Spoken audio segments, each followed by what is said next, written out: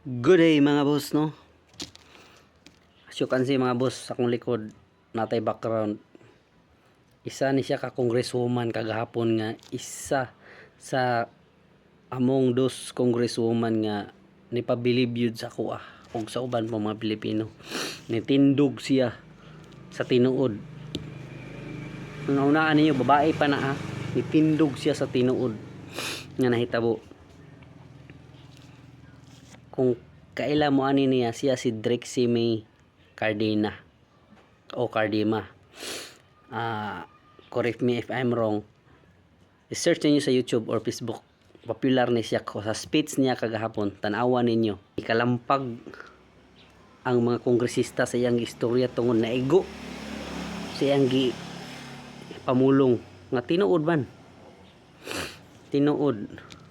Gituligsa nila si Presidente Rodrigo Roa Duterte karon kay human naman ang termino, pero sa una grabe nilang palakpak kay mga balingbing man. Pero naglibog ko sa kongreso karon, no, para sa kuano, naglibog ko kung nag-care ba sila sa sambayan ng Pilipino or sa criminals. Kay karon ako nakita mas nag-care man sila sa mga criminals, addicts, drug users or uban pa tungod sa EJK. Karon back to issue, ang ato ang kuan mga boss, no, kay ang akong tan-aw sa kongreso manggod mao ni sa ko nga side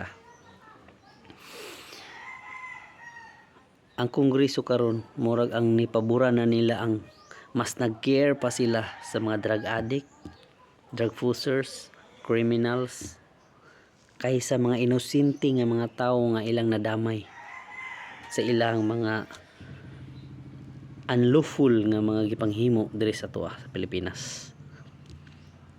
Mas nag-care pa sila sa mga kriminal, addict ug uban pang mga bad elements ang kongreso.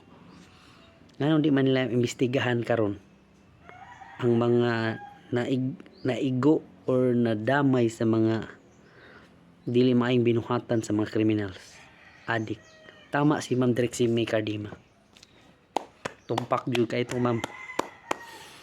Among of those congressmen nga si Ma'am Drexy May Cardina ra jud ang nitindog ug wa nay lain pa from the Duterte Youth Party List. Guys, this coming election next year, ayun nyo kalimtim guys, Duterte Youth Party List, ibuto na ninyo kay more ginay tarong, ambot lang ang uban para sa kuha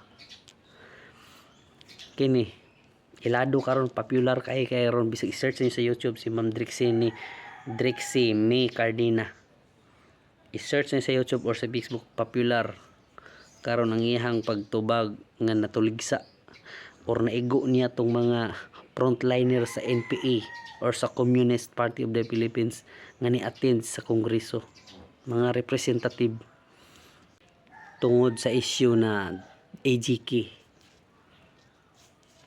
extrajudicial killing kuno. Ambot lang kay ang akong patanaw sa kongreso, no, para na sa kuha nga side, mas gitagaan nila bili ang importansya sa kinabuhi sa mga durigista, criminals, addict. Mas care pa sila anak kaysa mga inosente nga civilian. Karon among of those congresswoman and congressman na ini isa nga nitindog kini, si Ma'am Drexy May Cardima. Mabuhay po kayo, ma'am. Salute. Ikaw po ang simbolo ng isang tunay na magiting na congresswoman, ma'am. Iyahag yung gipakita nga nitindog siya sa tama. Karon ang naigo ang mga leftist nga mga representative po sa kongreso, karon nialma sila, nialma ang uban. Padayon lang Ma'am Drexy May Cardina, ay nakabalo ko ang tanang Pilipino nga ni pabor sa mando ni Presidente Rodrigo Duterte na labanan ang kriminalidad, labanan ang droga, ay majority ma'am para sa imo. Nami sa likod nimo ma'am. Padayon lang. Ug kato lang no. Salute Ma'am Drixie Cardina sa imong pagka isog nga nitindog